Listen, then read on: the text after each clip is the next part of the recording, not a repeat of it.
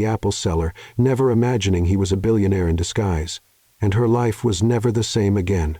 There are moments in life when everything falls apart at once.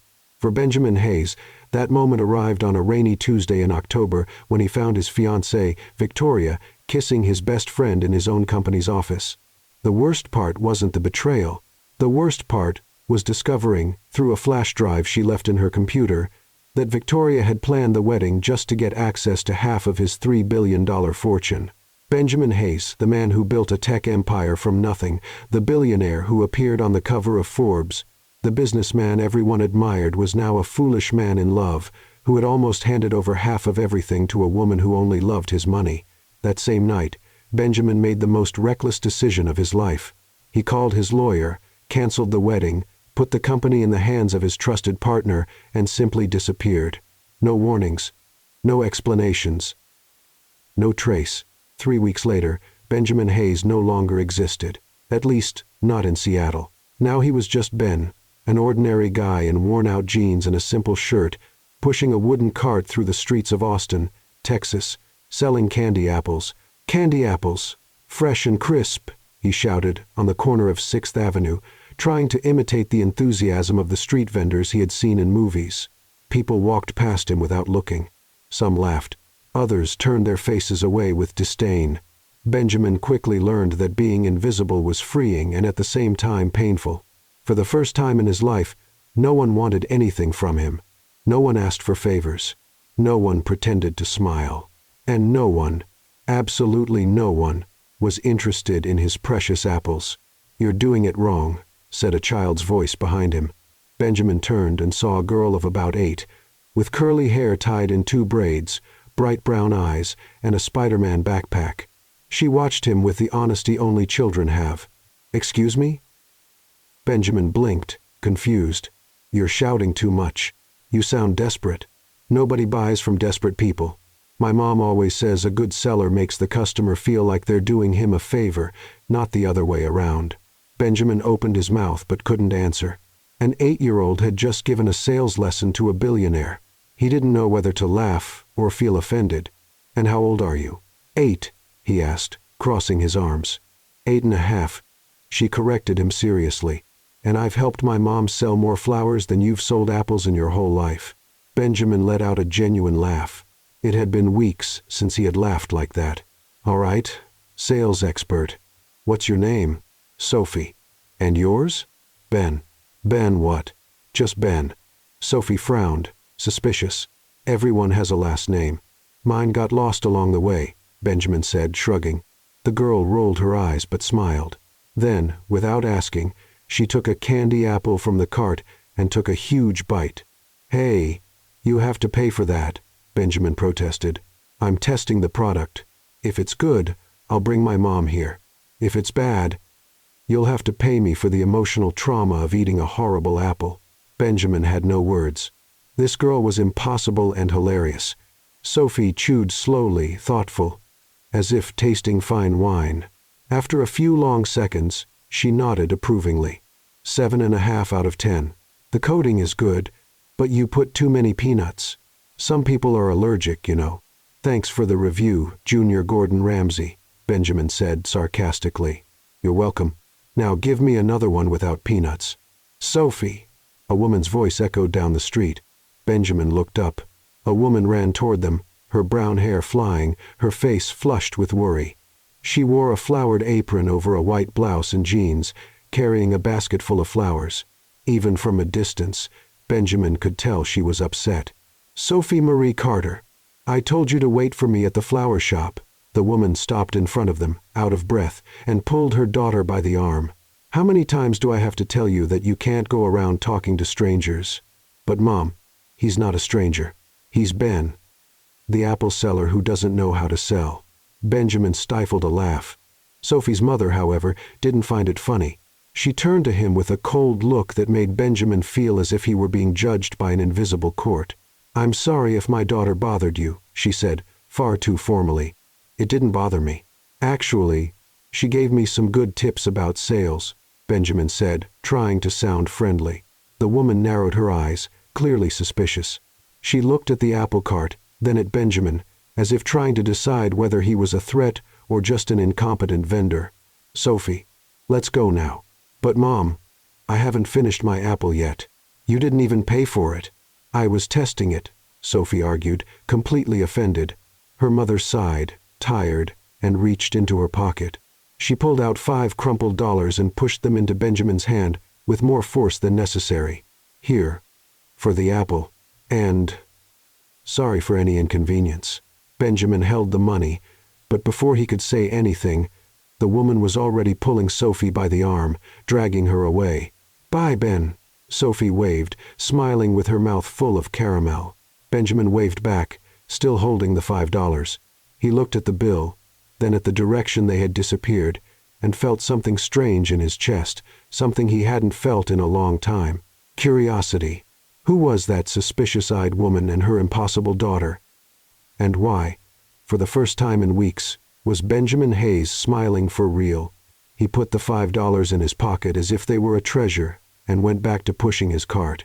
But now, somehow, the apples felt lighter, and the loneliness a little less heavy. The next morning, Benjamin woke up in the tiny apartment he rented for $600 a month and looked around with a mix of disbelief and quiet satisfaction. The place was the size of the closet in his old mansion in Seattle. The fridge made a noise like a bear growling.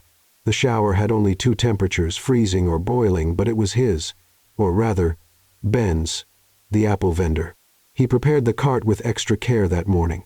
Fewer peanuts on the apples, following Sophie's advice, the caramel a little thicker, and for the first time he caught himself hoping to see that impossible girl with the braids again. At 10 o'clock, Benjamin was already at his usual spot on 6th Avenue, shouting his slogan with a little Weniger desperation and a little more confidence.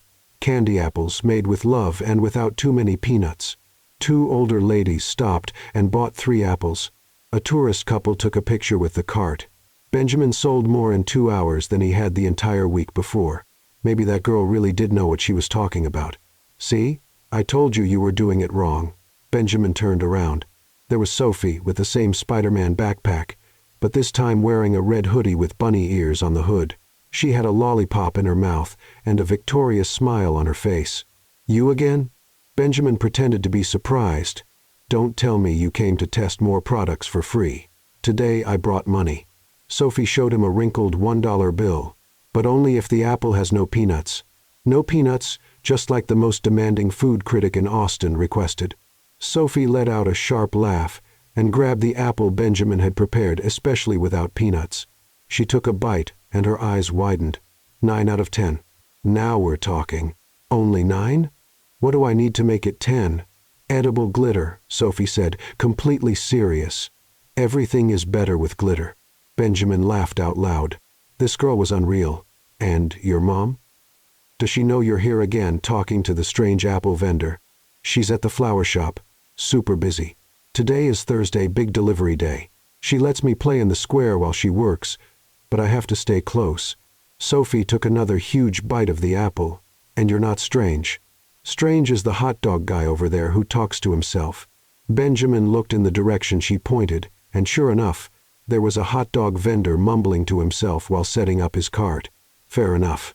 My mom still thinks you're suspicious, you know," Sophie said with her mouth full. "Suspicious? Me? Yeah. She says, any man selling apples on the street who doesn't say his last name must be running from something like a crazy ex-wife or loan sharks." Benjamin choked on his own coffee. "Your mother said that?" "She always says things like that. My mom is super protective. She doesn't trust anyone. One time a really handsome guy tried to ask her out, and she said he must be a scammer because no one that handsome stays single for no reason." Benjamin didn't know whether to laugh or worry about Sophie's mother's level of suspicion. And what happened with the handsome guy? "Oh, he was married." Sophie shrugged. "My mom has a radar for fake people. It never fails." A chill ran down Benjamin's spine. If Sophie's mom had a radar for lies, he was in real trouble. "Sophie!" The same firm voice from the day before echoed across the square. Benjamin turned and saw Sophie's mother walking toward them, this time without the flower basket but with the same disapproving expression on her face. She wore a simple white t-shirt, jeans, and worn-out sneakers. Her hair was tied in a messy ponytail. Even with the simple clothes, she had a natural beauty that made Benjamin forget how to breathe for 2 seconds.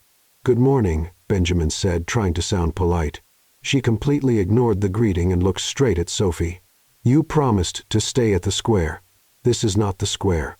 Technically, I'm 50 meters from the square. That still counts as close. Sophie Marie Carter, do not start." Sophie rolled her eyes dramatically but obeyed. Sophie's mother then turned to Benjamin, and he could see her eyes up close, brown with small golden specks, full of tiredness and caution. "Look, I don't want to be rude, but could you stop giving free food to my daughter? She has already learned that she can get what she wants with charm. I'm trying to teach her responsibility. She paid today." Benjamin pointed to the crumpled dollar on the cart. $1. Honest transaction. The woman looked at the bill, then at Sophie, who waved innocently with the half-eaten apple. "Still, Sophie, you cannot bother people while they're working." "I wasn't bothering. I was giving sales consulting." Benjamin let out a laugh, but Sophie's mother was not amused. "Sorry again," she said, this time more tired than irritated. "Sophie, let's go now." "Wait," Sophie turned to Benjamin. "What is your real last name?" "Sophie." Her mother widened her eyes, mortified. Benjamin hesitated. For a second he thought about telling the truth, but then he looked at that tired, cautious woman who worked hard and protected her daughter fiercely. If she found out who he really was, everything would change. She would see him the way everyone always did a walking bank account. "Miller." Benjamin lied.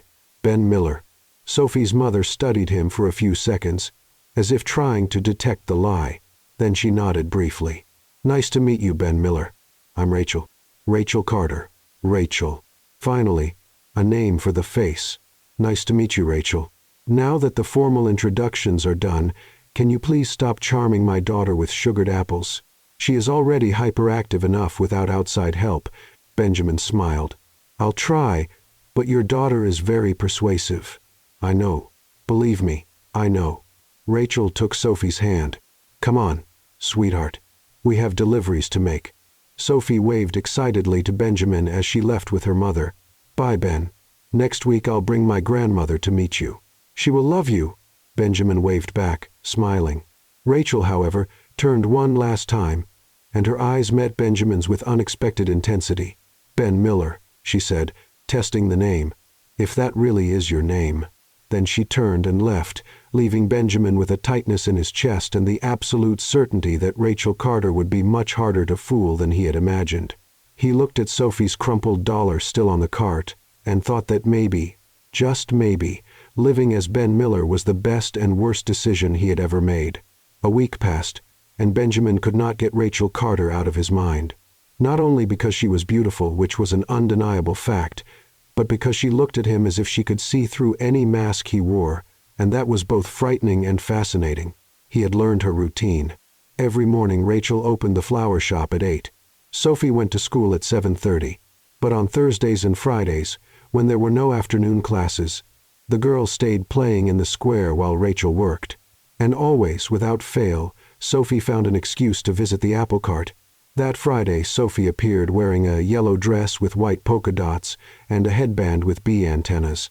"Today is costume day at school," she explained, grabbing an apple without even asking.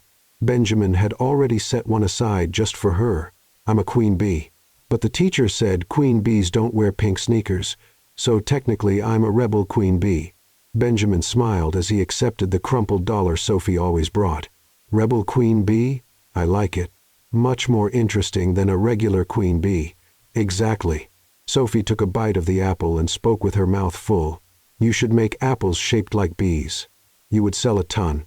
"Sophie, I barely know how to make round apples properly. I think bees are out of my reach." "Excuse."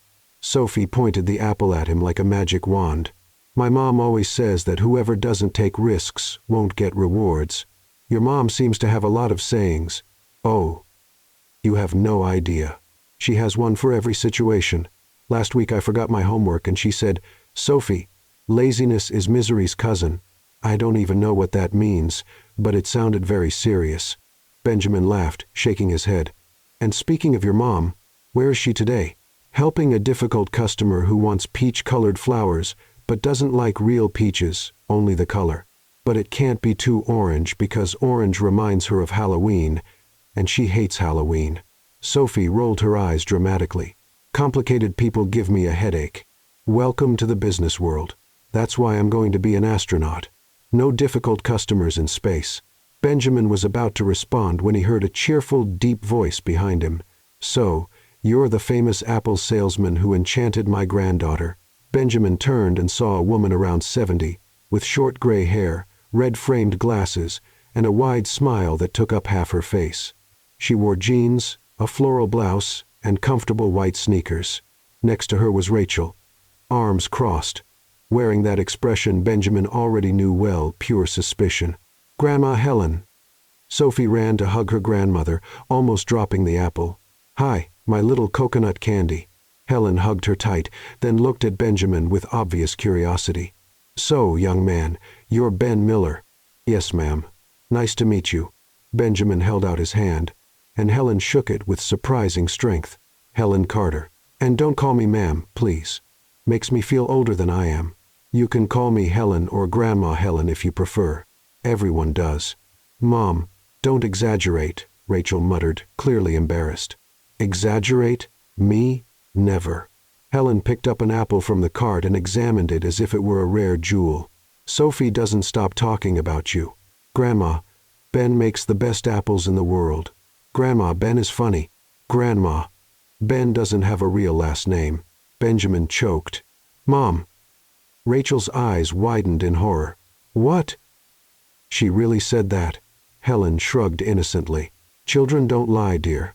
They only repeat what they hear adults say." Rachel turned red. "I didn't say that in front of her. Walls have ears, and Sophie hears like a bat." Helen took a bite of the apple, and her eyes sparkled. "Wow, this is delicious. Rachel, you need to try this." "I don't want to try it." "Mom, don't be difficult. Try it." "No." "Rachel Ann Carter, you're being rude to the young man." "I'm not being rude. I just don't want caramel apples at 9 in the morning. Technically, it's 9:15, Sophie corrected. Benjamin watched the scene, trying not to laugh. The 3 generations of Carter women were equally stubborn and funny.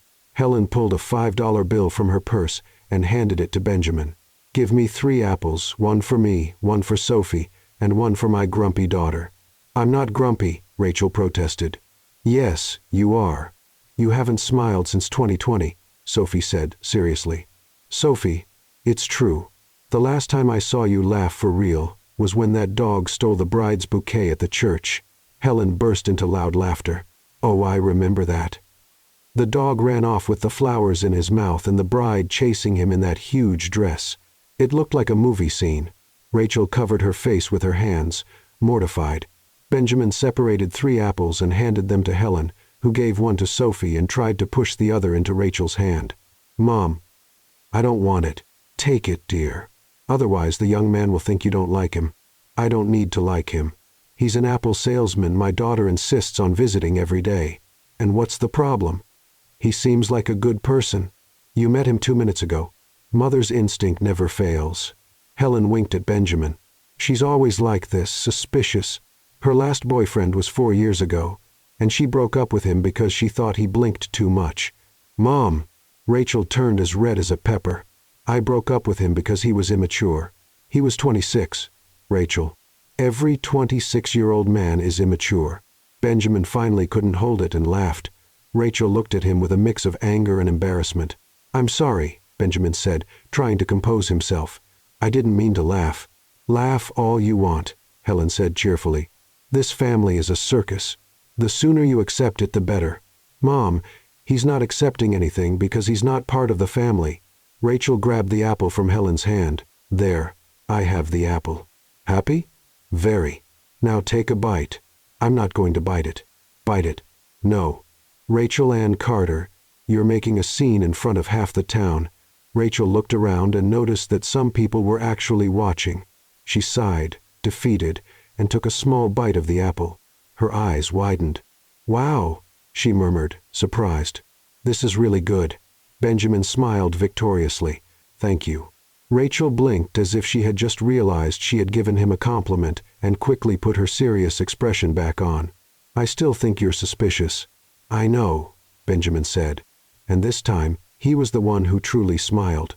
Helen watched the two of them with a curious sparkle in her eyes, while Sophie ate her apple, her little bee antennas bouncing as she smiled like she knew exactly what was going on. And maybe she did. In the days that followed, something changed. Rachel still looked at Benjamin with suspicion, but now she stopped to talk, not much, just enough to be polite, or at least that's what she told herself. The next Tuesday, Rachel showed up at the apple cart carrying a cardboard box full of wilted flowers. "Good morning," she said without much emotion. "Good morning," Benjamin replied, surprised. It was the first time Rachel had come to him on her own. "Sophie forgot her backpack here yesterday and came looking for it, but she hasn't come back yet. Have you seen her around?" "No, she hasn't shown up here today." Rachel sighed, tired, and set the box on the ground. "Great. Now I'll have to search the whole square. Do you want me to keep an eye out? If she shows up, I'll tell her to wait here." Rachel stared at him, assessing. "You would do that?" "Of course.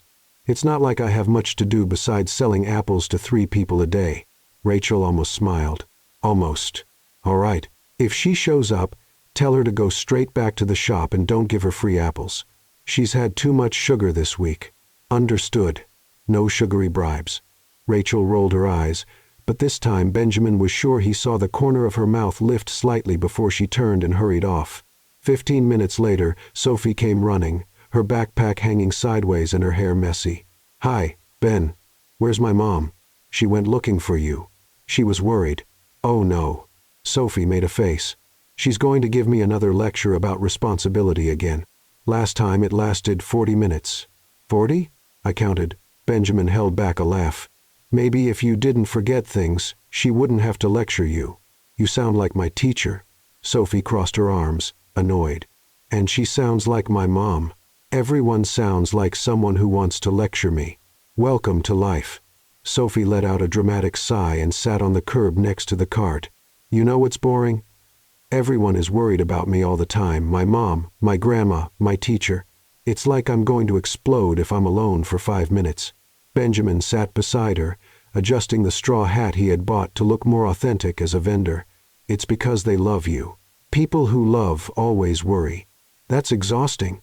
Sophie picked up a stick from the ground and started drawing circles in the dirt. "My mom doesn't even date anymore because of me. She thinks every man who shows up is dangerous or after something." Benjamin felt his chest tighten. Maybe she's just being careful. Careful is one thing. Paranoid is another. Sophie looked at him with those brown eyes that were too sharp for her age. "Are you afraid of getting hurt, Ben?" The question caught Benjamin completely off guard. "Why do you ask that?" "Because you don't talk about family either, or friends, or where you came from. It's like you just appeared out of nowhere." Sophie tilted her head. "My science teacher said nothing comes from nowhere. Everything has an origin. So what's yours?" Benjamin stayed silent. This 8-year-old girl was asking questions he'd been avoiding, even with himself, for weeks. "It's complicated," he finally said. "Adults always say that when they don't want to explain. Maybe because it's true." Sophie studied him for a few seconds, then shrugged. "All right, I won't push. But just so you know, secrets always show up. My mom found out I failed my math test, even though I hid the paper at the bottom of my backpack. Moms have superpowers." Benjamin laughed. "Noted." At that moment Rachel came running, her face red with worry. "Sophie, I told you to wait for me. Sorry, I forgot my backpack and came back to get it, but you had already left, so I came straight here because I knew you'd be looking." Rachel took a deep breath, trying to calm down. "You're going to scare me to death one of these days." "No, I'm not. You're strong like a superhero. Grandma Helen always says so." Rachel ran a hand over her face, exhausted, and looked at Benjamin. "Thank you for staying with her. It was nothing. We were just talking about—" "Secrets," Sophie said innocently. Rachel frowned. "What secrets?" "My secrets?" Benjamin lied quickly. Sophie wanted to know the apple recipe. "I told her it was a family secret." Sophie looked at him confused, but Benjamin made a quick face, and she understood the message. "Oh, Right. The secret recipe, Sophie said excitedly. Ben said that if I tell anyone, the apple loses its magic.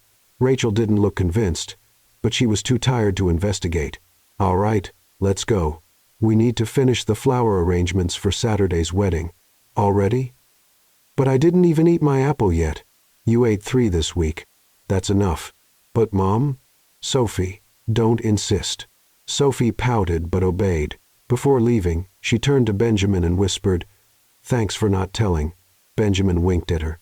Rachel watched their exchange with suspicion but said nothing.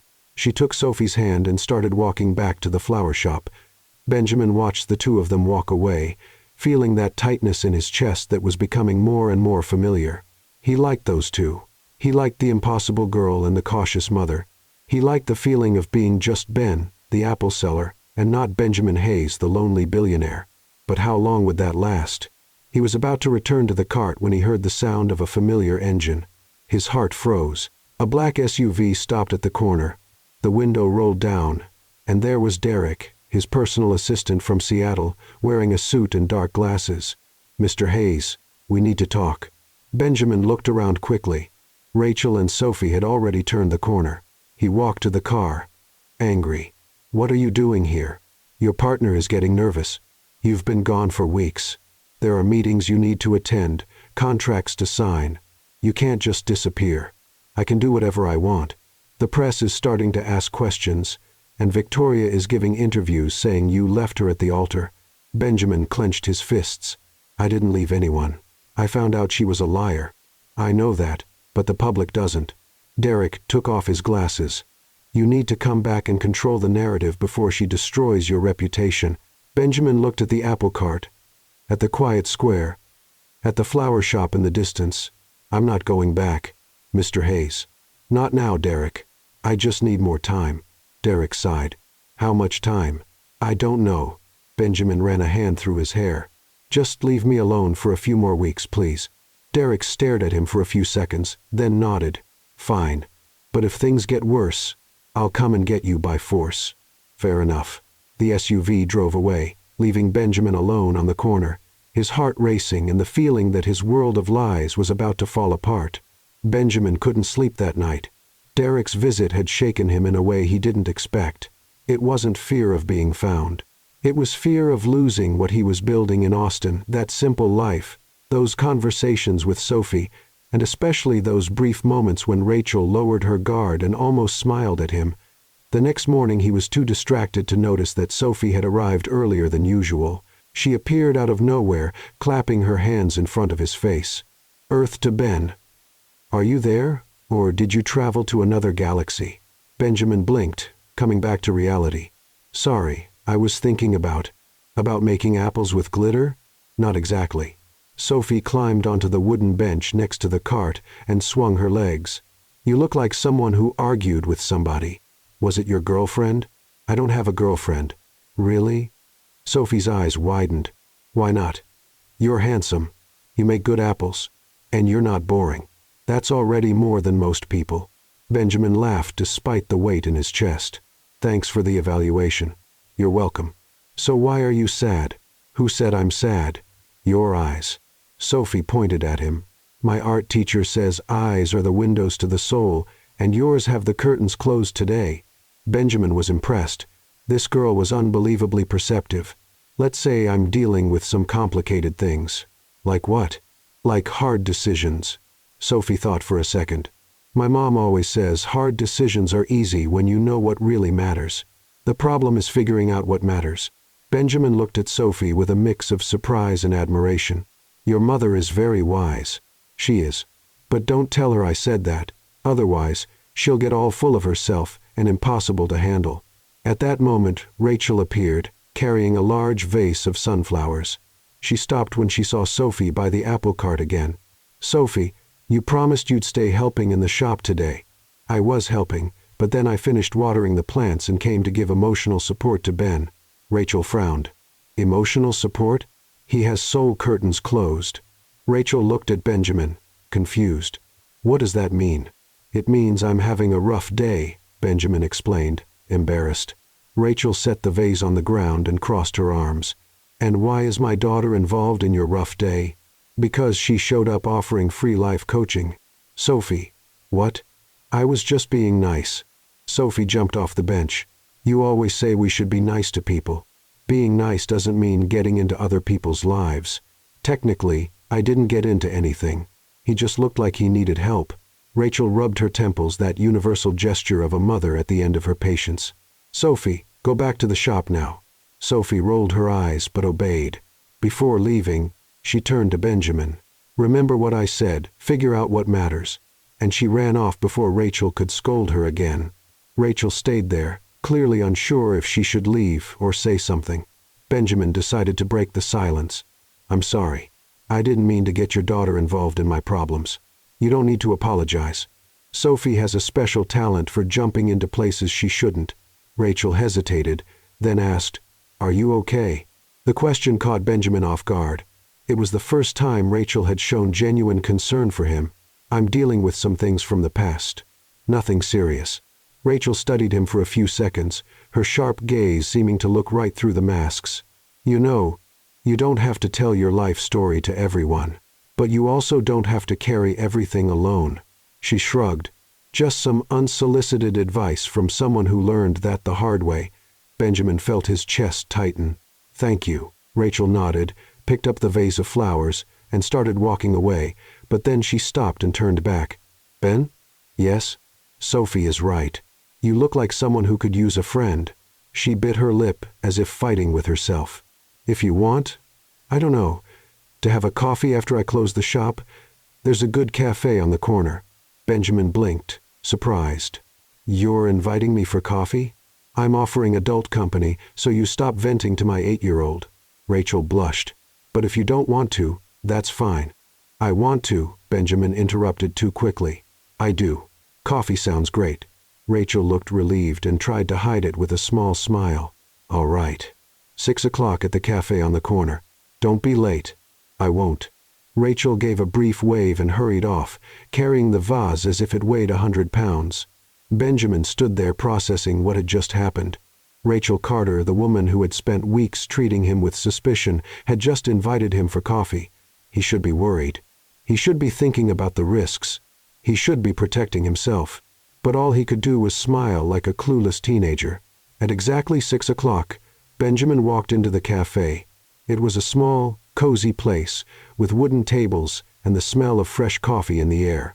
Rachel was already there, sitting at a table by the window, nervously fidgeting with a napkin. She was wearing the same simple jeans and t-shirt, but she had let her hair down, and it fell over her shoulders in soft waves. Benjamin felt his heartbeat faster. Hi, he said, sitting across from her. Hi. Rachel pushed a cup of coffee toward him. I ordered an espresso. I hope it's good. It's perfect. Thank you. They stayed quiet for a few seconds, both unsure how to start. So Rachel finally said, Sophie made me promise I wouldn't question you about where you came from or why you sell apples on the street. Benjamin laughed. She made you promise that? She did. She said everyone deserves a fresh start and that I need to stop being so suspicious. Rachel took a sip of her coffee. 8 years old, and she already talks like a therapist. She's special. She is. And she's also the reason I don't trust people easily. Rachel looked out the window. When you're a single mom, you learn fast that you have to protect your kid from everything and everyone, because if you don't, no one will. Her father left when he found out I was pregnant. Said he wasn't ready for responsibilities. Rachel let out a humorless laugh. Funny how men always know when they're not ready for kids, but never think about that beforehand. Benjamin felt a pang of guilt without even knowing why. I'm sorry. Don't be. It was the best thing he ever did. Sophie deserved someone who truly wanted to be there. And I learned it's better to be alone than with someone who's only half present. That's why you don't trust me, Benjamin said, understanding. Rachel looked him straight in the eyes. It's nothing personal. I just learned to be careful. I get it. Rachel smiled, and this time it was a real smile with no walls. But Sophie likes you, and she has a very good instinct for people. So maybe I'm wrong about you. Benjamin felt the weight of the lie press against his chest. He wanted to tell the truth. He wanted to say who he really was. But he knew that the moment he did, everything would change. So he only smiled back and said, "Thank you for giving me a chance." And in that moment, drinking coffee with Rachel while the sun set over Austin, Benjamin Hayes felt more real than he had in years. After that afternoon at the cafe, something changed between Benjamin and Rachel. It wasn't anything dramatic or obvious. It was small things. Rachel stopped to talk a little longer. She smiled more easily, and Benjamin found himself waiting anxiously for the moments when she showed up. In the following weeks, Benjamin started helping Rachel with flower deliveries when business was slow at the apple cart. Sophie thought it was hilarious to see an apple seller carrying bouquets around the city. "You look like a giant bear holding daisies," Sophie said, laughing while Benjamin balanced 3 floral arrangements. "Thank you for the encouraging observation," Benjamin answered, trying not to drop anything. Rachel laughed too, and the sound of her laughter made Benjamin forget any embarrassment. On a sunny Thursday, Helen showed up at the flower shop while Benjamin was helping Rachel arrange the vases in the display window. Helen came in with all her usual energy, carrying a shopping bag and a mischievous smile. "News, family," Helen announced, putting the bag on the counter. "Hi, Grandma." Sophie ran to hug her. "Hi, my beautiful girl." Helen kissed her granddaughter's forehead and looked at Benjamin. "And hello, Ben. Are you becoming an official employee here?" "Just helping when I can," Benjamin said, smiling. "That's great, because I need to talk to you all about something important." Helen sat in a chair and clapped her hands. "Everyone sit down." Rachel frowned. "Mom, what happened?" "Nothing bad, dear." "On the contrary." Helen took an envelope from her purse. "My 75th birthday is coming 3 weeks from now, to be exact." "I know, Mom. We're planning a lovely party for you." "I know you are, and I appreciate it, but there's something I want more than a party." Sophie tilted her head. "What is it, Grandma?" Helen looked directly at Rachel with that determined expression Benjamin already knew. "I want to see my daughter happy, married, with someone who truly values her." Rachel widened her eyes. "Mom, don't start. I'm not starting anything. I'm only expressing the wish of an elderly lady who wants to see her beloved daughter find true love before she leaves this world." "You're not leaving any world. You're as healthy as a horse," Rachel protested. "But life is short, my daughter, and you've spent the last years hiding behind work and Sophie. It's time for you to live too." Rachel crossed her arms. "I am living. You're not. You're surviving. It's different." Helen sighed dramatically. "That's why I made a decision. I'm going to start introducing suitors to you." "What?" Rachel turned pale. "Doris's son is single, and George's nephew too. Oh, and there's that nice veterinarian who treated my cat last month. He's divorced but seems like a good man." "Mom, you can't do that." "Yes, I can and I will, unless you show up with someone at my birthday." Silence fell over the flower shop.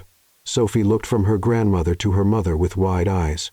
Rachel looked like she was having a quiet, nervous breakdown, and Benjamin felt his heart racing. Helen stood up, grabbed the bag, and walked to the door. 3 weeks, Rachel. Either you bring someone, or I take control of the romantic operations of your life." And she left, leaving everyone in shock. Rachel covered her face with her hands. "She cannot be serious." "She is very serious," Sophie said. "When Grandma uses that tone, she does what she promises. Remember when she said she was going to learn how to use a computer? Now she has 300 subscribers." Rachel smiled despite herself. "This is a nightmare." Benjamin stood there processing everything. Helen wanted Rachel to get married, and she had given an ultimatum 3 weeks. His mind worked at full speed. He couldn't let Rachel be forced to go out with strangers chosen by her mother. Not when he was right there. Before he could think clearly, the words came out. "I can help." Rachel took her hands off her face and looked at him. "How?" Benjamin took a deep breath. "Marry me." The silence was overwhelming. Sophie dropped the scissors she was holding. Rachel blinked 3 times as if she thought she had heard wrong. "What?" "Marry me," Benjamin repeated, now more firmly. "Fake. Of course. Just until your mom's birthday. 3 weeks. Then we break it off, and she stops trying to find you new suitors." Rachel stared at him as if he had grown a second head. "Are you out of your mind?" "Probably. But it makes sense. Your mom wants to see you happy and committed. I show up as your fiancé. We put on a convincing act at her party, and then we go back to our normal lives. No real commitment. No complications. This is a terrible idea on so many levels. I don't even know where to start. Rachel was red. Why? Benjamin crossed his arms. Do you have a better option? Rachel opened her mouth, closed it, opened it again. I know, but that doesn't mean I'm going to pretend to be engaged to an apple seller I met a few weeks ago. Why not? Your mom already likes me. Sophie approves. And you yourself said I seem like a good person. I said maybe I was wrong about you. That's not the same thing. Sophie, who had been watching everything in silence, finally spoke. I think it's a great idea. Sophie! Rachel turned toward her daughter. What? It's the perfect solution. Grandma is happy. You don't have to go out with that strange veterinarian who smells like wet dog. And Ben helps us. Everybody wins. Nobody wins, Sophie. This is lying. Technically, surprise parties are also lies, Sophie argued. And you've thrown 3 of them for Grandma. Rachel looked up at the ceiling, asking for divine patience. Benjamin took a step forward. Rachel, look at me. She did, reluctantly. It's just an act. 3 weeks. I promise I'm not going to make things complicated. Just let me help you this time. You've done so much for me letting me be here, giving me a chance. Let me give something back. Rachel studied him for long moments. Benjamin could see the inner battle happening in those brown eyes, fear, doubt, but also hope. Finally, she sighed. You're really serious about this? Absolutely. Rachel closed her eyes and took a deep breath. All right, fine. We'll do it. But there are rules. Lots of rules. Benjamin smiled, relieved. As many rules as you want. Sophie celebrated with a loud cheer, jumping around the flower shop, and Benjamin thought he might have just made the best or the worst decision of his life. Probably both. The next morning, Rachel appeared at the apple cart with a notebook, 3 different colored pens, and a serious expression that made Benjamin feel like a student about to take a final exam.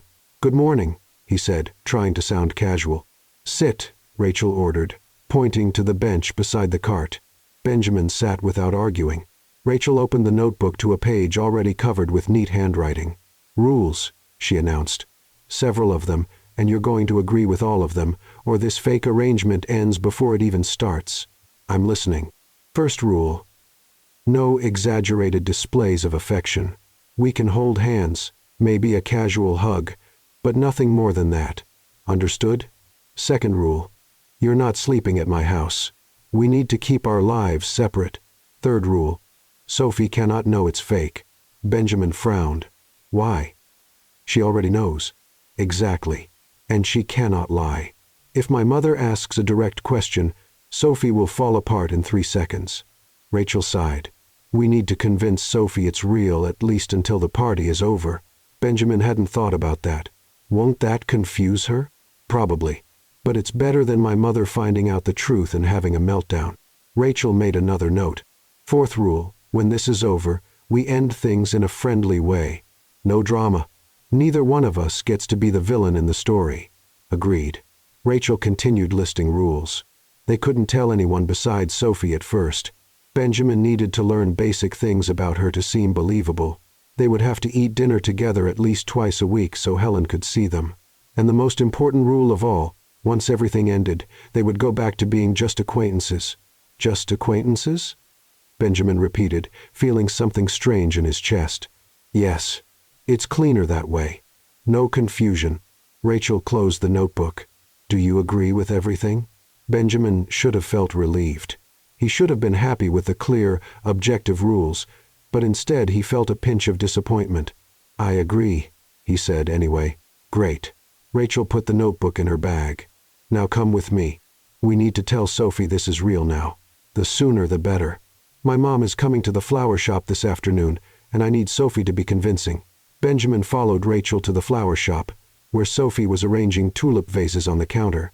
The girl looked up as they walked in together, and her eyes lit up. So, are you really going to do it? Rachel took a deep breath. Sophie, sit here. We need to talk. Sophie sat down, swinging her legs, curious. Ben and I talked about yesterday, Rachel began, and we decided that maybe this isn't just pretending. Sophie tilted her head. What do you mean? It means we're going to try for real, like actually date. The words came out awkwardly. But Rachel kept her serious face. Sophie's eyes widened. Really? You're really going to date? Benjamin placed a hand on Rachel's shoulder, trying to look natural. Yeah, we realized we already like each other, so why not give it a try? Sophie stayed quiet for 3 full seconds, then exploded into a huge smile. I knew it. I knew you two would end up together. Grandma's going to freak out. Rachel forced a smile. But it's still new, okay? So let's take it slow. No telling everyone yet. Just Grandma. Sophie agreed. She's going to be over the moon, not literally, but like extreme happiness. Benjamin and Rachel exchanged nervous looks. They had just walked into something far more complicated than they expected. That afternoon, Helen showed up at the flower shop, carrying a basket of homemade cookies. Sophie barely let her step inside before shouting, "Grandma, Mom is dating." Helen almost dropped the basket. What? It's true, Rachel said, turning bright red. She and Ben are dating for real. Helen looked from Rachel to Benjamin, who had just walked in carrying a bag of potting soil, his eyes wide with surprise and emotion. Is this real, Rachel? Rachel hesitated, but Benjamin stepped closer and, without thinking too much, took her hand. Her hand was cold and trembling, but she didn't pull away. It's real, Helen, Benjamin said, his voice steady. I know it's recent, but Rachel is special, and I would really like to have your blessing to date her. Helen pressed her hands to her chest, her eyes filling with tears. My blessing? Dear, you have all my blessing. She pulled them both into a tight hug. I knew it. I knew you two had something special from the very first day. Sophie danced around them, excited. Grandma, now you don't have to find suitors anymore. I sure don't. My daughter found one on her own. Helen stepped back, still holding both their hands. You're coming to my party together, aren't you? Of course. Benjamin answered before Rachel could hesitate. Perfect. Absolutely perfect. Helen was glowing. Wait until I tell the ladies from the knitting club. They'll love it. Rachel's eyes widened. Mom, you don't need to tell everyone yet. Nonsense. Good news is meant to be shared. Helen grabbed the cookie basket and handed some to everyone. Celebrate, children. True love deserves chocolate cookies. Benjamin took a bite, watching Rachel try to smile at her mother while clearly having an internal meltdown. Sophie happily ate her cookie, unaware of anything, and Benjamin thought that maybe they had completely underestimated the size of the mess they were stepping into. After Helen finally left, Rachel dropped into a chair. What have we done? Technically, you said we needed to convince Sophie. Mission accomplished. Benjamin sat beside her. My mom is going to tell everyone, the knitting club, her church friends, the manicurist, even the mailman will know by tomorrow. Isn't that good? The more people know, the more convincing it is. Rachel looked at him as if he had lost his mind. And when we break up 3 weeks from now, what are we going to tell everyone? Benjamin hadn't thought of that. We'll come up with something. Irreconcilable differences. We want different things in life. People break up all the time, but my mom will be devastated. Then we stretch it a bit, another month, 2. However long it takes for your mom not to suspect anything. Rachel covered her face with her hands. This is getting completely out of control. Sophie appeared with 3 cups of orange juice. You two look tense for a couple in love. Rachel quickly dropped her hands. We're not tense. Yes, you are. My teacher says couples in love smile like fools all the time. You two look like you just got an overdue electric bill. Benjamin let out a nervous laugh. It's just all very new, Sophie. Then you need to practice. Sophie set the cups on the table. Look into each other's eyes without looking scared. Rachel and Benjamin looked at each other, and yes, they looked scared. See? Terrible. Sophie crossed her arms. If you're going to fool Grandma, you need to do better than that. Rachel blinked. Fool Grandma? I thought you believed this was real. Sophie rolled her eyes. Mom, I'm 8 years old. I'm not silly. I know you're pretending. But Grandma doesn't know. So you two need to sell this story better. Benjamin and Rachel were speechless. You knew? Rachel stammered. Of course. You both turned too red when you said it. People in love act goofy, not panicked. Sophie shrugged. But it's fine. I think it's fun. It's like a live soap opera. Rachel looked at Benjamin, who looked back with the same shocked expression. And then the two of them burst out laughing, a nervous, Hysterical laugh from people who had just realized they were being manipulated by an 8-year-old. Sophie smiled, satisfied, and drank her juice calmly. In the following days, Benjamin and Rachel had to get used to the new reality. Everyone in Austin seemed to know they were dating. Helen had kept her promise and spread the news like wildfire. The cafe owner started giving discounts to the cutest couple in town. The hot dog vendor waved at Benjamin with a knowing smile. Even the woman who sold crafts in the square gave Rachel a heart-shaped keychain, saying, "For your sweetheart." "This is getting completely out of control," Rachel murmured, as the two of them had dinner in a small downtown restaurant. It was their third official date, and Helen had insisted so much they had no choice. "At least the food is good," Benjamin said, trying to see the bright side. "The food isn't the problem. The problem is that in 3 weeks I'll have to explain to half the city why we broke up or we don't break up." Rachel stopped with her fork in the air. "What do you mean?" Benjamin shrugged, trying to sound casual. "Maybe we can keep being friends. Go out sometimes. No pressure." Rachel narrowed her eyes. "Ben, we agreed 3 weeks. My mom's party. Then everything goes back to normal." "I know. I'm just saying it doesn't have to be so final." Rachel studied him for a few seconds, then went back to eating without answering. Benjamin didn't insist, but that tight feeling in his chest returned. The next day, Sophie decided they needed intensive couple training. "You two are terrible at looking like you're in love," she declared, hands on her hips in the backyard behind the flower shop. "When you look at each other, it's like you're mentally calculating taxes." Rachel crossed her arms. "Sophie, we're doing the best we can. Your best isn't good enough." Sophie pulled up a chair. "Sit facing each other." Benjamin and Rachel obeyed, feeling ridiculous. "Now hold hands," Sophie ordered. Rachel frowned. "What?" "Hold hands like in the movies. It's romantic." Benjamin slowly extended his hand. Rachel looked at it as if it were a trap, but finally placed hers on top. Her hand was small, calloused from working with flowers, and surprisingly warm. "Now look at each other," Sophie instructed, without looking scared. They tried. They really tried. But after 5 seconds, both of them started laughing. "See that?" Sophie clapped. "Laughing together. That's a couple thing." "Sophie, this is ridiculous," Rachel said, still laughing. "It's ridiculous, but it's working. You look human now, not like robots programmed to fake emotions." Benjamin had to admit Sophie had a point. The training continued for the next days. Sophie made them practice walking while holding hands without looking uncomfortable. She taught Benjamin how to give compliments that sounded genuine, and she scolded Rachel every time she switched back to suspicious mode. "Mom, you can't look at Ben like he's going to steal the cash register. He's your boyfriend, remember?" "Fake boyfriend," Rachel corrected. "But Grandma doesn't know that. So stop frowning every time he gets close." Slowly, something started to change. Benjamin couldn't say exactly when, but it became easier. Holding Rachel's hand didn't feel strange anymore.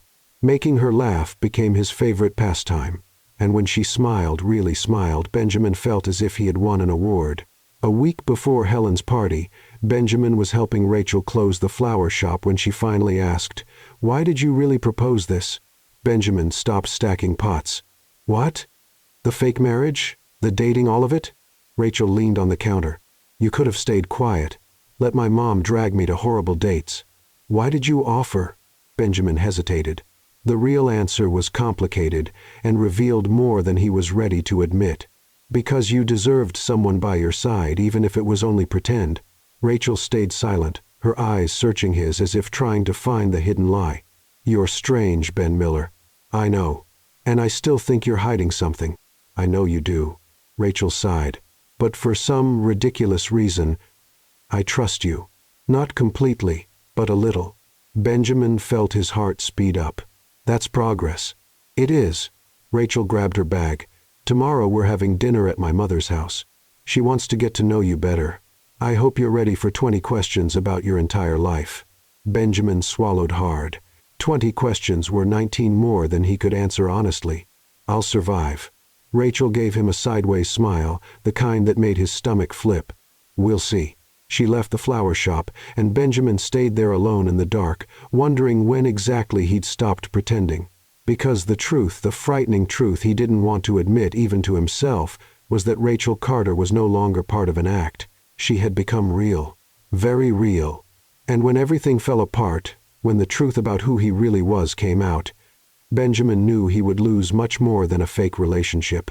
He would lose the one person who had made him feel human again. He locked up the flower shop, walked through the quiet streets of Austin back to his tiny apartment, and for the first time since he'd run from Seattle, Benjamin Hayes felt real fear, not fear of being discovered, but fear of hurting someone who truly mattered. The next day, Benjamin was more nervous than he had ever been in any business meeting. He had faced billionaire investors and negotiated million-dollar contracts, but the idea of having dinner at Helen's house made his hands sweat. Rachel met him at her mother's door at 6:30 sharp. "Ready?" she asked, giving him a small, nervous smile. "No," Benjamin admitted. "But let's go anyway." Helen's house was cozy, with a garden full of flowers and a porch decorated with rocking chairs. As soon as they walked in, the smell of home-cooked food hit Benjamin, making his stomach growl. "You're here!" Helen appeared from the kitchen wearing a floral apron and holding a wooden spoon. "Ben, dear, come in. Make yourself at home." Sophie ran over to hug Benjamin.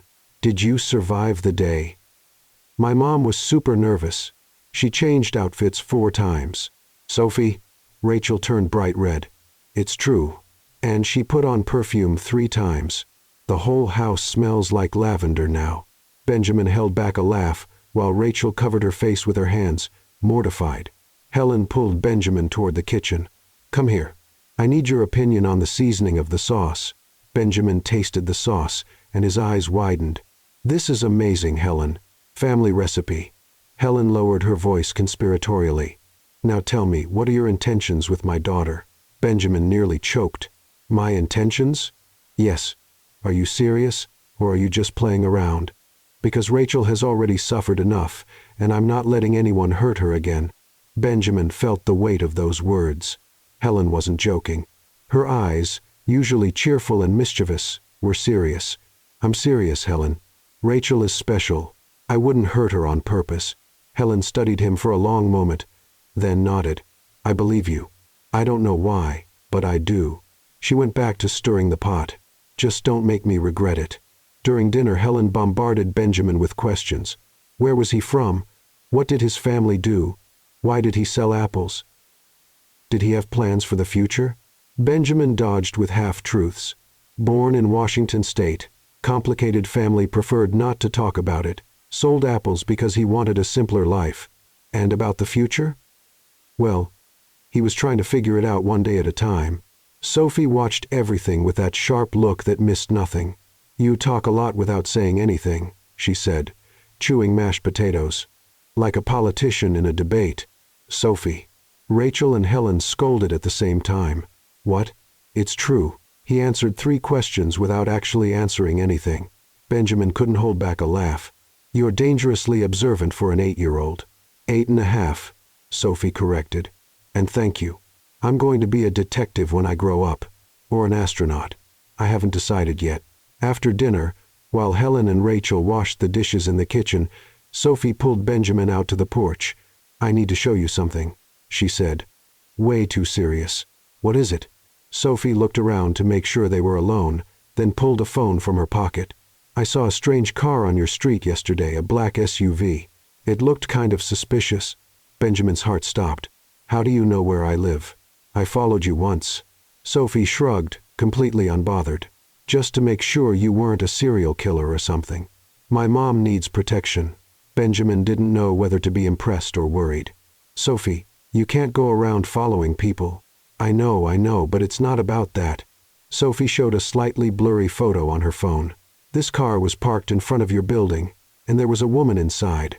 She was taking pictures of you." Benjamin felt his blood run cold. "Victoria. It had to be Victoria. When was this?" "Yesterday afternoon, around 4. Sophie put the phone away. "Do you know her?" Benjamin hesitated. He couldn't lie to Sophie. She was far too smart. "Maybe. It's complicated." "Everything with you is complicated, Ben." Sophie crossed her arms. "Look, I don't know what you're hiding, but if it's something that's going to hurt my mom, you need to tell her now." "Sophie, I'm serious. My mom has been hurt before by my dad." He promised he would stay, but he left. Sophie looked at her own hands. She pretended she was fine, but I heard her crying in her room at night for months. If you leave too, it will destroy her. Benjamin felt like he had been punched in the stomach. I'm not going anywhere, Sophie. Do you promise? Benjamin wanted to promise. He wanted to say he would stay forever, but he couldn't make a promise he might not be able to keep. I will do everything I can to stay. That I can promise. Sophie stared at him, evaluating the honesty in his words. Then she nodded slowly. All right, but if that woman shows up again, I'm telling my mom with or without your permission. Fair enough. At that moment, Rachel appeared on the porch. What are you two plotting? Nothing, Benjamin and Sophie said at the same time, a little too fast. Rachel narrowed her eyes. Right. I don't believe either of you. She looked at Benjamin. It's time for us to go. I wake up early tomorrow. Benjamin said goodbye to Helen, who hugged him tightly and whispered, Take care of my girl. I will, Benjamin promised. And this time, it was a real promise. On the way out, while they walked down the quiet street, Rachel asked, What was Sophie really talking to you about? Benjamin thought about telling her about Victoria, about the SUV, about everything, but not there, not in that moment. She was giving me tips on how to win you over for real. Rachel rolled her eyes but smiled. And what did she say?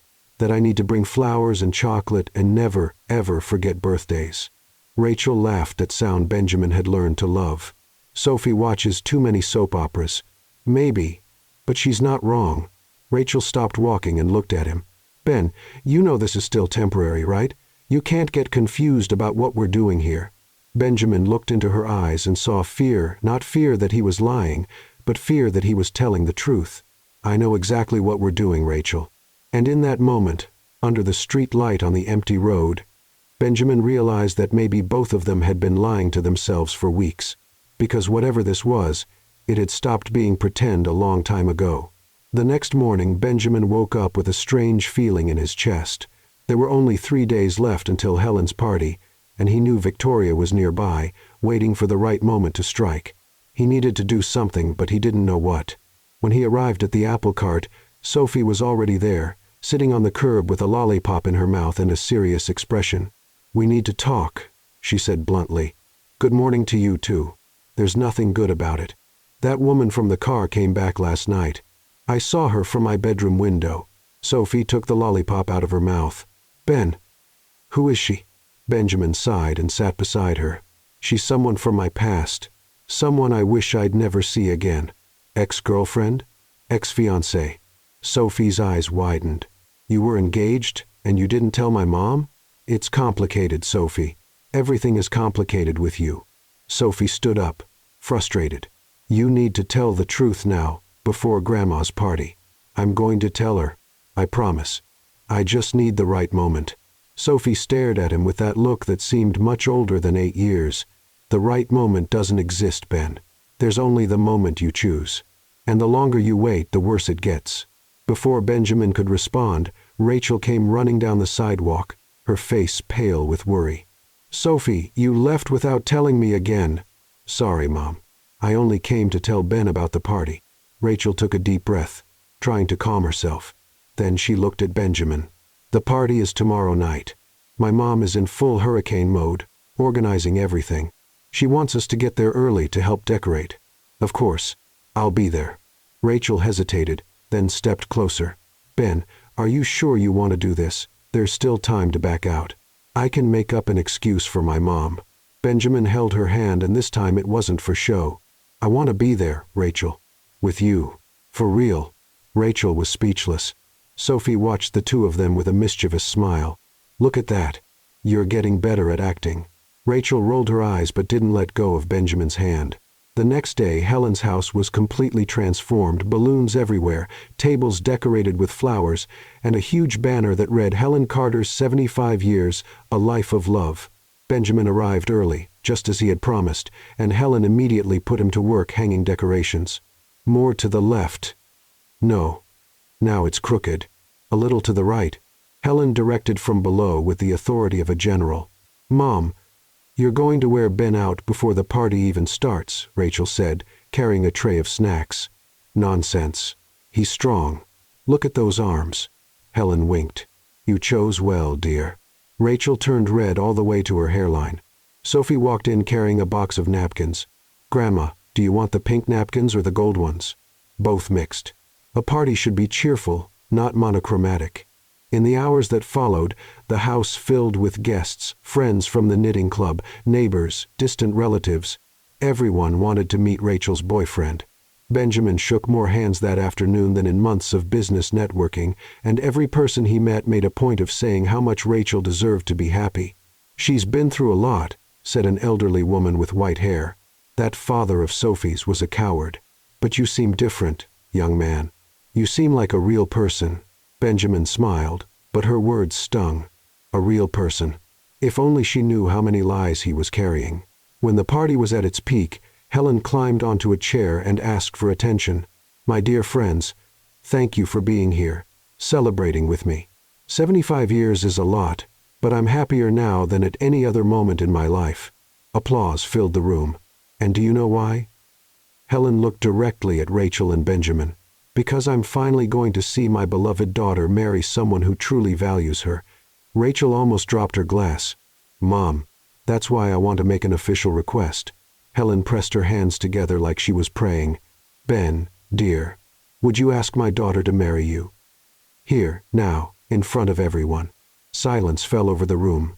Benjamin felt all the color drain from his face. Rachel was frozen. Sophie's eyes were huge. Helen, I know it's fast, but life is short, and when you find the right person, you just know. Helen climbed down from the chair and pushed Benjamin toward Rachel. Go on, son. Make my granddaughter happy. The guests started clapping and chanting, Ask her, ask her, ask her. Benjamin looked at Rachel, who seemed to be having a silent panic attack. He looked at Sophie, who waved her hands desperately as if saying, Do something. And so Benjamin did the only thing he could think of. He knelt down. The room grew even louder. Rachel covered her mouth with her hands, her eyes filled with something between fear and surprise. Rachel Carter, Benjamin said, his voice steadier than he felt. I know we haven't known each other long, but in this time you've shown me what it's like to be truly seen, not for what I have, but for who I am. Rachel shook her head lightly as if saying, Don't do this. But Benjamin continued, You've made me want to be a better person. You and Sophie gave me something I thought I had lost forever. He took a breath. So, even without a ring, even without anything planned, I need to ask, will you marry me? Tears streamed down Rachel's face. The entire room was silent, waiting. And then, to Benjamin's shock, to everyone's shock, Rachel said, Yes. The room exploded in applause and cheers. Helen cried with joy. Sophie jumped up and down. And Benjamin, still kneeling, stared at Rachel completely lost. She leaned down to his level and whispered in his ear, I'm going to kill you later. But when she pulled him into a hug and everyone applauded even louder, Benjamin felt something he didn't expect. Hope. Hope that maybe, just maybe, this wasn't all pretend after all. The party went on for another 2 hours, but Benjamin could barely process anything. Rachel held his hand too tightly, smiling at the guests as she accepted congratulations. Yet he could feel the tension in every part of her. When they finally found a moment alone in the kitchen, Rachel turned to him, eyes wide. What just happened? Your mom cornered us. I didn't know what else to do. So, you proposed in front of 50 people. Rachel ran her hands over her face. Ben, this got completely out of control. I know, but you said yes. Why did you say yes? Rachel was speechless for a moment. Because my mom was looking at me with those hopeful eyes. And everyone was watching. And I panicked. We both panicked, Benjamin admitted. And now, what are we going to do? Rachel leaned against the counter. My mom is going to want to set a date, choose a dress, invite half of Texas. Before Benjamin could answer, Sophie walked into the kitchen holding a slice of cake. Are you two aware that there's a woman outside with a professional camera taking pictures of the party? Benjamin's blood ran cold. What? Yeah, blonde, high heels, a face like she just sucked a lemon. She's standing on the sidewalk across the street. Sophie took a bite of the cake. I bet it's the woman from the SUV. Benjamin rushed to the window. and looked through the curtain. There was Victoria with a huge camera photographing the house. "Who is that?" Rachel asked, coming to the window. Benjamin closed his eyes. It was over. Everything was about to fall apart. "That's Victoria, my ex-fiancée." Rachel stepped back. "You're what?" "I can explain. You have an ex-fiancée stalking you, and you didn't think it was relevant to mention?" Rachel's voice was rising. "Rachel, please." "No, don't please me." Rachel grabbed her purse. "Sophie, we're going home now." "But Mom." "Now, Sophie." Benjamin tried to follow, but Rachel raised her hand to stop him. "No. You've owed me an explanation since the day you showed up in this town, and I was stupid enough to trust you." Tears were running down her face. "I said yes to your proposal, Ben, in front of my whole family. And now I find out you have a stalker ex-fiancé I didn't even know existed." "Rachel, let me explain everything, please." But Rachel was already walking out the back door with Sophie. Helen came into the kitchen, confused. "What happened? Why is Rachel leaving?" Benjamin couldn't answer. He just watched Rachel and Sophie disappear into the night, taking with them any chance he had of fixing this. The next morning Benjamin knocked on Rachel's door for 20 minutes before Sophie finally opened it. "She doesn't want to talk to you," Sophie said, but still let him in. "Where is she?" "In her room." Crying again. Sophie crossed her arms. "You promised you wouldn't hurt her, Ben." "I know, and I'm going to fix this. I promise." Benjamin went upstairs and knocked on Rachel's bedroom door. "Go away, Ben. I'm not leaving. Not until you hear me." Silence. "Rachel, please let me tell you the truth. All of it." The door opened slowly. Rachel was wearing a hoodie, her eyes red, her hair messy, and even like that, she was the most beautiful thing Benjamin had ever seen. "You have 5 minutes," she said coldly. Benjamin took a deep breath and began. He told her everything about being Benjamin Hayes, not Ben Miller, about the tech company, about the $3 billion, about Victoria discovering the affair and planning to steal half his fortune, about running away to Austin and becoming an apple vendor because he was tired of being loved only for his money. When he finished, Rachel was sitting on the bed, processing everything in silence. "So you're a billionaire?" she finally said. "Yes. And you lied about who you were from the very first day." "Yes. And you let me fall in love with someone who doesn't exist." Benjamin felt his heart break. "Rachel, Ben exists. He always existed. I just forgot how to be him until I met you." Rachel shook her head, tears falling. "I don't know what's real and what's a lie, Ben. Or Benjamin. Or whoever you are. What I feel for you is real." Benjamin knelt in front of her. "Everything that happened between us was real. The conversations, the laughs, the moments. I fell in love with you, Rachel. Truly. And I should have told you sooner, but I was afraid of losing you. And you lied anyway. And I lied anyway." Benjamin took her hands. "And I'm sorry more than you can imagine. But I love you, Rachel. And I know I don't deserve it, but I'm asking for a chance to prove it." Rachel pulled her hands away. Benjamin felt the world collapse. "I need time," she said, her voice breaking. "I need to think, to process all of this." "How much time do you need?" "I don't know, days. Weeks. Just please go. Let me breathe." Benjamin nodded, defeated, and stood up. When he was almost out the door, Rachel called, "Ben." He turned, hopeful. "That proposal, was it real?" Benjamin looked into her eyes and spoke the truest words of his life. Every word. Rachel didn't answer. She just closed the door quietly, leaving Benjamin alone in the hallway. When he went downstairs, Sophie was waiting. "She's going to forgive you," the girl said. "It will take a while, but she will. Because even though you lied about everything, the important part was true." "And what part is that?" Sophie smiled. "That you love her. Anyone can see that, even my mom, once she stops being angry." Benjamin hugged Sophie silently, grateful that at least one person was on his side. But when he left that house, he didn't know if Rachel would ever forgive him. And for the first time since running away from Seattle, Benjamin Hayes didn't have a plan. He only had hope. And hope, he was learning, was sometimes all that was left. 3 days passed, 3 days that felt like 3 years for Benjamin. He didn't go back to the apple cart. He didn't leave the apartment. He only waited, staring at the phone, hoping Rachel would call. She didn't call. On the fourth day, Sophie showed up at his apartment door with a backpack and a determined expression. "How did you find me?" Benjamin asked, surprised. "I'm a detective, remember?" Sophie walked in without an invitation.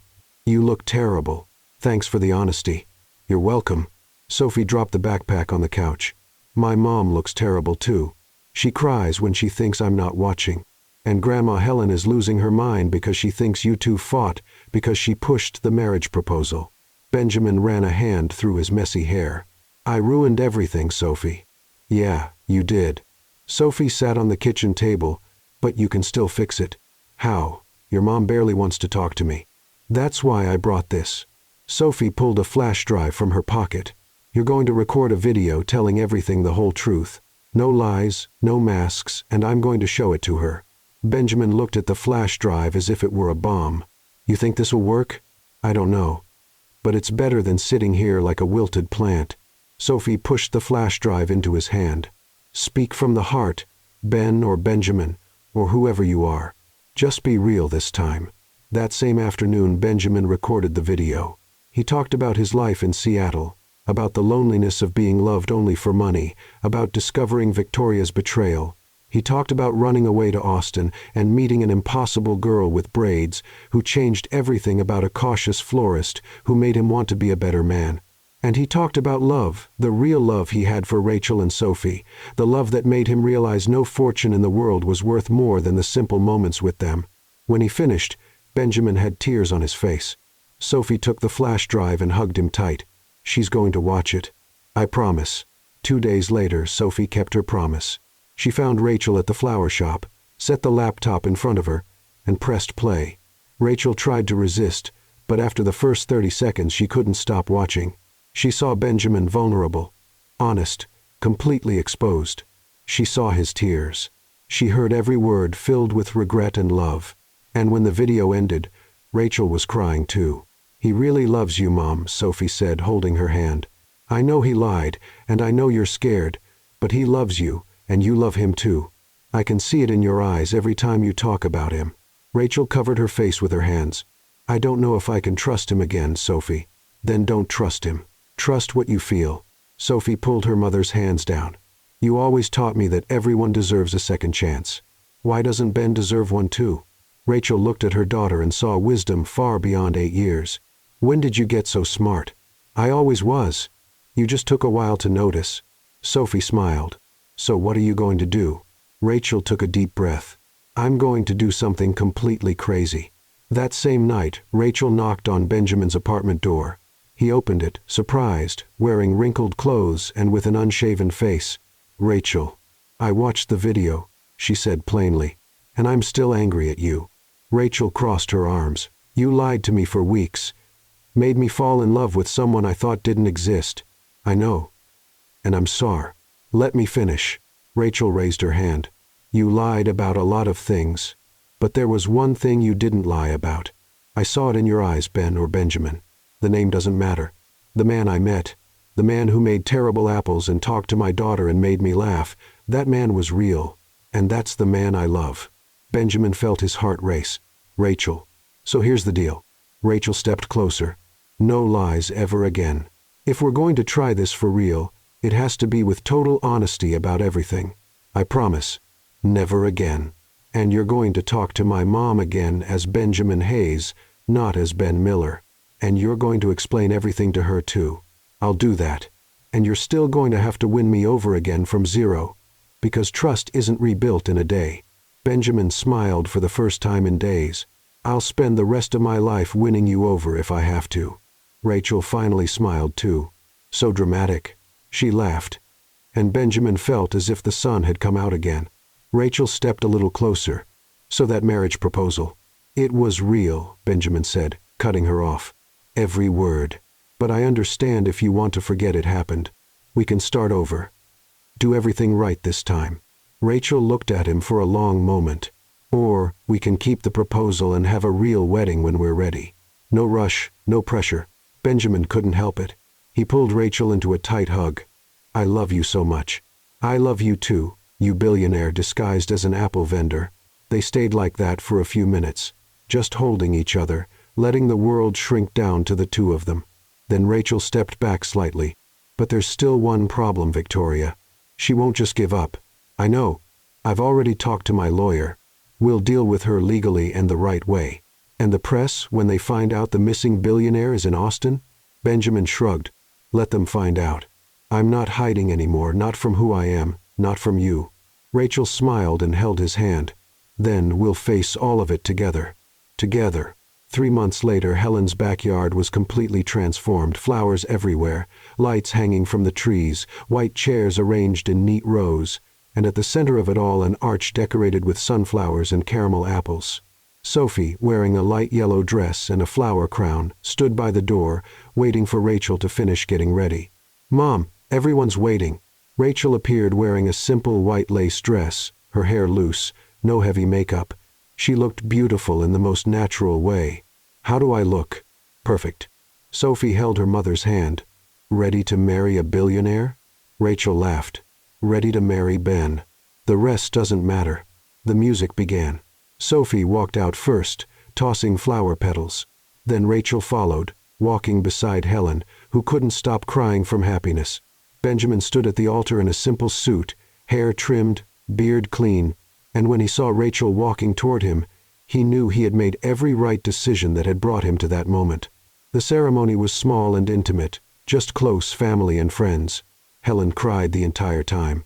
Sophie performed her role as maid of honor perfectly. And when it was time for the vows, Benjamin and Rachel read their own. "Rachel," Benjamin began, holding her hands, "you taught me that wealth has nothing to do with money.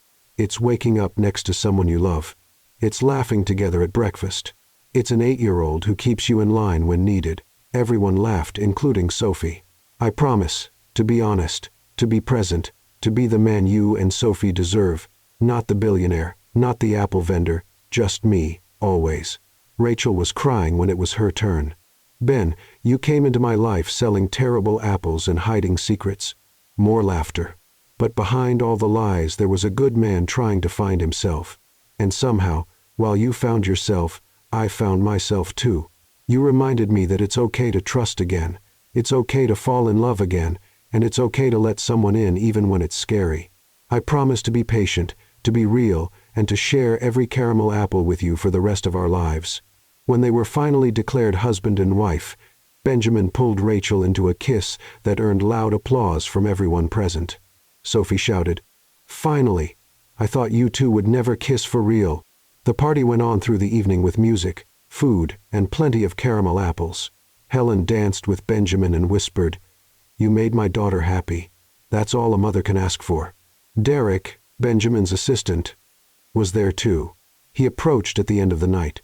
"Mr. Hayes, the company is doing well, but they miss you." Benjamin looked at Rachel dancing with Sophie, both laughing. "Tell them I'm exactly where I need to be." When the party ended and the guests left, Benjamin, Rachel, and Sophie stayed alone in the backyard, sitting among the flowers and lights. "So," Sophie said, eating the last caramel apple, "what's the next step? Honeymoon in Paris? Huge mansion? Life of rich and famous?" Benjamin and Rachel looked at each other and smiled. "Actually," Rachel said, "we were thinking of staying right here in Austin at the flower shop, living a simple life." "Really?" Sophie's eyes widened. "Really?" Benjamin pulled both of them close to him. "Because I discovered that fairy tales don't need castles. They only need true love. And I've already found mine." Rachel rested her head on his shoulder. "Who would have thought everything would start with a suspicious apple seller? And a cautious florist," Benjamin added. "And a very smart girl who noticed everything," Sophie added, smiling. The three of them stayed there under the stars, surrounded by flowers and the sweet smell of caramel apples. And Benjamin realized he had spent years looking for meaning in the wrong places. True wealth had always been in the simple things: a hand to hold, a laugh to share, and a love to last a lifetime. Sometimes you need to lose everything to discover what truly matters. And sometimes all it takes is a caramel apple and an open heart.